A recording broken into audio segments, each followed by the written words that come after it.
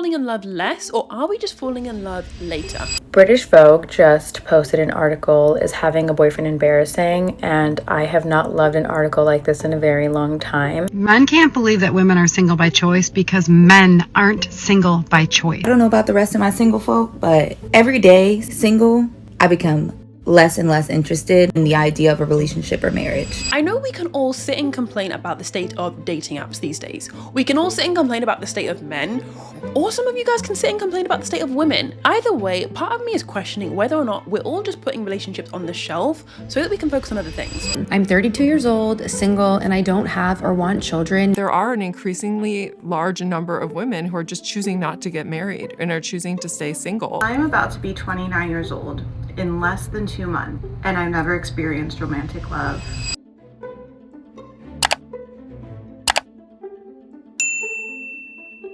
Hey, if you're new, welcome to the cozy corner of the internet. I'm your host Christina, and I help people stop shrinking and start living. I asked you guys, are we falling in love less, or are we just falling in love later? And you had some very interesting things to say. I know for a fact, when I think about all of my friends that are single, and I think about all of my friends that are in relationships, when I add up all of what they have to say about dating as a whole, it's largely negative. And I know that's absolutely wild, but I feel like a lot of us in Gen Z almost have relationship PTSD. A lot of us have had too many experiences with being ghosted, or a lot of us have too many experiences with being with someone who was incredibly avoidant attached. A lot of us have one too many experiences of like being super open about how we feel and then having it backfire in our face. The trauma of trying and being optimistic and getting your hopes up can only take you so far before you literally give up. And you know what? Part of me is low-key in that situation right now. I was on a date, 3 days ago, that went so well. Like, I'm talking, I was telling my mum, I was telling my friends, I was telling everyone that would listen, like, guys, I went on a date and it was actually so good. There was green flag after green flag. He was so gentlemanly, looked better than his pictures, and I was not even expecting that. I did not match with him for looks at all. It was genuinely what he had on his Hinge prompts. We were planning the next day on the date that we had, and I was like, oh, this is all going swimmingly, like, life is worth living. And then fast forward to now, it's been a solid like 48 hours and I've not had a reply from him, and I'm kind of like, like, am I being ghosted right now? Like, this is actually like very suspicious. A lot of us just are fed up with like the guessing games of what if this and what if that, and should I open up, should I not, should I tell him I like him, should I not, should I say I'm not interested, or should I just ghost? Like, a lot of us just have relationship PTSD. Like, we're so sick of putting up with the highs and lows, the emotional roller coaster of being dragged through a talking stage. It's just like, I'd literally rather be single. And I've spoken about this before in my, I think, male friendships video, how a lot of men actually, women are happier single versus when men are single. Men single do have, I think, a bit more of like I want to be in a relationship, or at least I want a woman in my life, not necessarily relationship and commitment. Whereas women, I think women have like stronger emotional bonds with their friends and family. So when a woman is single, there's not really that huge urge to have a partner in her life. I'm 19, and during my whole life, I've only had one relationship that didn't last for very long. After this relationship, what I've taken from it is that I'd rather have a relationship with someone that I know will be stable and long lasting. I'm not too sure what other people may feel like, but maybe this is what mostly other people would want to. For me, this means I'm willing to put aside any crushes or feelings I have for someone and just introduce myself and get to know them as a friend firstly, and never go straight into asking them on a date. I'm a big believer that like friendships first is like a huge... So based off my experience, I think people like me would probably do the same and not immediately go straight into a talking stage, more to the friend zone first. And if I were to ever try and ask someone out, it would be that we would already have to be close, which too would take a while first to build that steady, stable relationship. I kind of wanted to have a look at what do the numbers say, because it's all well and good asking you guys about, are we postponing love or are we just falling in love less? But apparently Gen Z is far more likely to be single than any other generation. In a survey, 28% of millennials said that they were single, whereas 46% of Gen Z said that they were single. This doesn't surprise me. I feel like a lot of us have a bias toward love languages as well. Like, it's a fun new thing that I see like all over Instagram, all over Pinterest, where it's like, you know, things to get someone if their love language is gifts, or things to do for someone if their love language is acts of service. Like, that's kind of pop culture now. Like, everyone knows what their love language is. What I really wish and hope for to become mainstream is more attachment styles. Like, this is something that I don't see talking about enough, because the reason why it's so important is on dating apps, there's research to show that most people on dating apps have an avoidant attachment style. This is the attachment style that is less likely to open up about their feelings, more likely to ghost, and less likely to want actually a long-term relationship.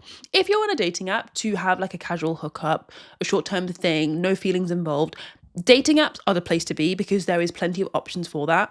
It's the perfect breeding ground to be avoidantly attached because you don't have to commit. There's going to be 10 swipes and you've got another match, or talk to someone for a couple of days and you'll be on another date. Like, there is just endless options. You don't have to commit. And that is that's something that avoidant attached people often want. They want as much emotional distance as possible between you and them, partly because they're scared of catching feelings, but also because they just feel more comfortable when there's no emotions involved. Personally, I think people these days are more into short-term romance with various people, not the long-term through thick and thin. And that's romance, not love. If we're being honest, when the older generations look at us as Gen Z, they look at us and think, Gen Z wants romance, but not love. They think we want to post in our Instagram story that this is what I'm doing on Valentine's Day. Or they think that all we care about is posting on Pinterest that this is who I'm with. Like, they think that all we care about is the showmance of what a relationship is. The romance, the petals, the gifts, the chocolates. However, they probably look at us and think we're not ready to actually commit and give what it takes to be in a solid relationship. We're not ready to compromise. We're not ready to sacrifice our career or our location or our goals to be with someone. Like, and this is what I spoke about a little bit in Are We Too Independent to Have Real Friends?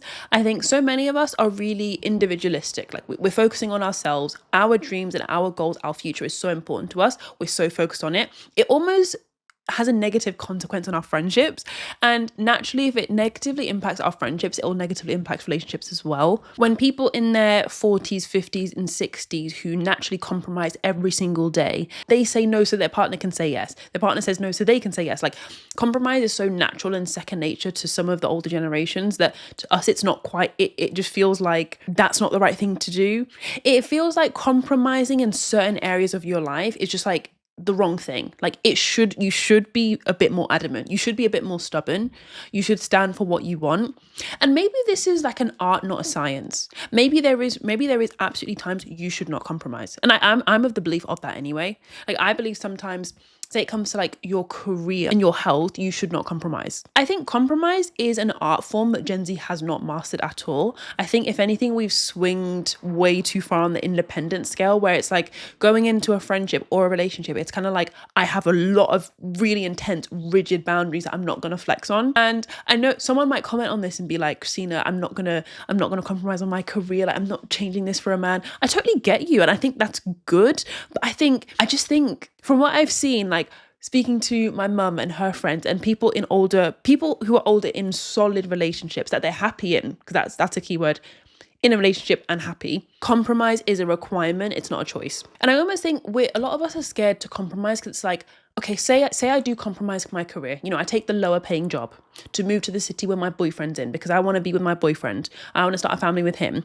A lot of us are scared of well, what if it doesn't work? What if I wasted those years? What if I made the wrong decision and I wasted that time on him? I'm now behind in my career. I could have been ahead. Like, a lot of us are scared of what we would miss out on. And I find the solution to this, like, what I've started to do is, as a mega productive person that, you know, at times I can even be toxically productive. Like, I'll work from the moment I get up to the moment I go to bed. And I swear by Google Calendar. I swear by my productivity tools. You know, I'm always on Akiflow, like my favorite productivity app.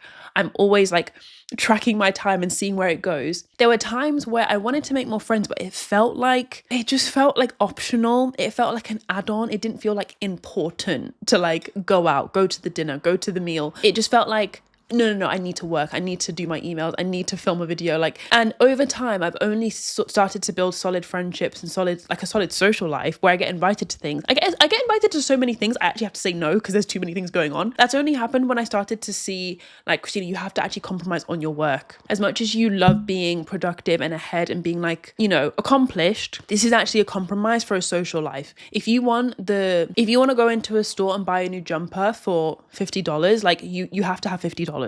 And similarly, if you want an amazing social life with amazing people, you have to compromise on your work. And maybe you could even say, if you want an amazing, healthy, solid relationship, you have to compromise on XYZ, fill in the blank. And part of me is starting to question actually whether the thing that you have to compromise is the thing that you least want to let go of. A couple of things, just wanted to chime in and say, I know my hair is out of place. I think I fix it in a couple minutes time. So if that's annoying you, I do apologize. It's kind of annoying me too as I'm watching this back. And two, from this point on, the audio does change. I think my mic unplugged and so the audio doesn't sound as good. If you can't tolerate like bad audio, I totally get that. If you want to tap out, it's fine. But otherwise, I have tried to adjust it slightly. So It's just to give you a heads up that the audio does change after this point, but I still have a lot to share, and let me know what you're thinking in the comments below. Because I know it's scary to think about, oh, well, what if it doesn't work? What if I wasted my time? But you're going to come out of that with so much knowledge and so much more wisdom. And you don't have a fruitful life because you ticked a bunch of boxes and had a load of achievements. You have a fruitful life because you are a wiser and better person. Like, the things that make your life priceless and magical and impressive and inspirational are all the things that you can't actually buy. Because if you'd even look at kind of a lot of influencers nowadays and a lot of material stuff you see on Instagram, Birkin bags and Ferraris and a Bentley isn't really that impressive because everyone has one. Whereas occasionally when you stumble across a video or in real life, you'd meet someone that has interesting things to say, or in a brief conversation they really inspire you. That's not something that you can buy. That's through lived experiences, reading books, making mistakes, getting your heart broken, getting fired from your job, having stories to tell and people to share them with is what makes life worth living. And sometimes you can't always predict how you're going to end up there. It might mean wasting time on a guy. It might mean making the wrong decision. But I don't think going through life trying to make every single decision the right decision is even the way to live life. I don't even know if that's even possible. I know that's what we all want. We want to go through life with zero mistakes, like nothing on the tally of like errors. We want to go through with a clean slate. That would be the dream, but that's also just impossible. I'm 32 and fairly introverted, so online dating is how I try to meet people, but honestly, it's so unnatural. You can see so many faces at one time, which we have never come across before, and it's causing a lot of people to not have the attention span to get to know you. I definitely feel that. I don't know about anyone else, but when I go on dating apps, often I'll start a conversation like, say someone has like a hiking picture on their profile. Oh, where was this taken? Or someone has like a picture of them swimming, like, oh, you seem really active. Like, I'll try and start a conversation based on their profile, but oftentimes I find that they just give one word answers, or they're just not interested. Yeah, I love swimming. Oh, it was taken in Scotland. Yeah, it was a nice walk. And I'm like, bro, where do we go from here? Like, if you don't want to talk, that's fine. Like, it's almost like 2 messages in, I get the impression that they're not interested. I'm the one lifting this conversation up. Like, there's no questions or interest on their end. I had men say all the right things and they want to take me out, and then I log on the next day and they've unmatched me. I don't think it's personal, but it is definitely exhausting. And that just makes me want to pour energy I do into other things that make me feel fulfilled. I want nothing more than to be a stay-at-home mum and a wife, but the modern dating landscape is so tough to navigate. Do you know, I actually feel like this is a deep underlying desire for a lot of Gen Z women, Like, I see memes about it all the time, like, we girl boss too hard. Like, why did I girl boss so much? Now I'm a STEM engineer. Or I girl boss too hard. Now I'm like a doctor in my, middle of my career. It's not unique to Gen Z. I'm sure millennials feel this way as well. Maybe even the generation above that, Gen X. But I think when I speak to some friends, a lot of us joke, oh, to be a stay-at-home mum, to just look after the kids, like to quit my job, marry a rich man, marry a rich partner, and then just chill. And I'm very well aware being a stay-at-home mum is not an easy job. Last thing I'll say on this, actually, in terms of like the unnatural, because I was talking to a friend at work about this. Like, she was saying, I was telling her, like, sis, you need to get on Hinge. Like, there's a lot of strange, quirky people on there, but there are amazing people on there as well. Try Bumble, try Tinder, try a couple, see which one matches your vibe, because Bumble is a bit different to the rest. Tinder is also a bit different to the rest. Like, just try them all. And she was like, oh, but it's just so unnatural. Like, I want to meet someone in real life. And I was like, okay, amazing. Where are you going in real life? Like, are you going to the libraries? Are you going to the cafes, the gym, church? Like, where are you going? And she was kind of like, okay, she just goes to church pretty much. But at church, there's no one that catches her eye. Like, everyone's married. And I was kind of like, fine. It is unnatural. But I mean, an iPhone is unnatural. AI is unnatural. Having someone ride a bike to bring you a fast food meal that you could have gotten yourself is kind of unnatural. So many things are unnatural these days. Dating is just one of them. If anything, I feel like the very few natural things we have left in life are kind of now taboo. Even though it is unnatural, just look at our lives. Just look at what you're doing now. Like, you're watching some girl talk through a screen who you've probably never met before, talk about a random topic on a random Tuesday evening. Or is it Tuesday or is it Monday today? So much of what we do is unnatural. On that very optimistic note, I kind of wanted to talk about how being single is not a waiting room. I wish I came up with that phrase myself. I actually heard it on a podcast, the Receipts podcast, where Tolly, one of the hosts, was saying, singlehood isn't a waiting room. Stop waiting around to be picked. Stop waiting around to be chosen. Being single is very much a phase of your life. Like, it's not an in-between. And I think it's really easy and comfortable to see singlehood as like totally normal and fine when you've been single for a very long time. Like, I've been single my whole life, so it's very easy to feel this way. Like, I don't feel any type of way about being single. I don't see it as bad or negative. However, back in the day, I had a friend that she'd been an adult for like 8 years. And in that 8-year period, she'd only been single 2 weeks. So for some people, it's weird being single. And I totally get that. But I heard someone say how, relationships are, an addition to your life. They're not the core of your life. It's kind of like an accessory. Having a necklace on is great. Having a watch on is great. Having a nice pair of earrings on is great, but it's not your whole outfit. It's not your whole life. Is that an absolutely wild analogy? I don't know. Tell me in the comments. But I feel like the people that enjoy singlehood the most see relationships in a way where it's not their whole life. Like, you're not waiting to be picked. You're not in between and like looking over your shoulder, like, when's it finally going to happen? Like, your life is happening right now. The thing is, what I find being single is a perfect time to really assess your type. Like, I know we all, and a lot of us as well, say, oh, I don't have a type. Oh, my type, all my boyfriends look different, or all my ex-girlfriends look different. I go for personality, whatever it is. But I find you might even have a personality type. This is actually what I spoke about in my dating detox workbook. If you're unhappy with the state of your relationships, chances are you've probably got a relationship type. Whether your type is the person who is really chatty, funny, charismatic, but never really opens up about their feelings. I call this big personality, small vulnerability. Or whether your type is going for the person where you instantly are obsessed with them, instant spark, instant infatuation. You guys spend 6 hours together on the day, you do absolutely everything together, and things fizzle out so quickly. Or whether your type is the safety blanket. You go for a nice partner, a great partner, an okay partner, but not a partner that you would really care about if you actually ended up breaking up. They're kind of a safety blanket in the sense that they're nice, they're cute, they're a cool placeholder. You don't really care if things were to end. They're just a safety blanket. I feel like the reason why you might be unhappy with your current dating experience or situation is maybe because you have an underlying type that you keep going for. And again, I know you might say they all look different, but what if the personality fundamentally is similar? This is what I unpack in chapter 3 of the Dating Detox. If you download it and if you work through it, and let me know in the comments below, what was your dating type?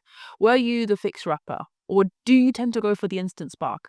I know for me, I'm the big personality, small vulnerability. I make so many of these workbooks and so many of these videos for myself just to kind of talk through how I feel, what I'm thinking, and all the things that are going on in my head. And when I actually started to work through some of the journal prompts for overcoming the gravitation I have to my old type, or why I keep gravitating to someone who has a big personality, I found that if I keep going for someone like me, I have do I have a big personality? I don't really know. If I keep going for someone who has a big personality, it means I don't have to talk about how I feel. And that was weirdly giving me a sense of like security. Like, oh, I don't have to talk about how I feel. Don't have to open up. And working through this helped me so much because I was like, okay, the moment I change my dating experience is the moment I change dating my old type. Dating outside your type can be scary because honestly, in a weird way, your type keeps you safe. Like, I know I've said it before, but I'll say it again. Your type protects you. And even though your type protects you, your type does sometimes hold you back. That is something that I unpack on a deeper level in this video. So if you're looking for something to watch next, it should definitely be this.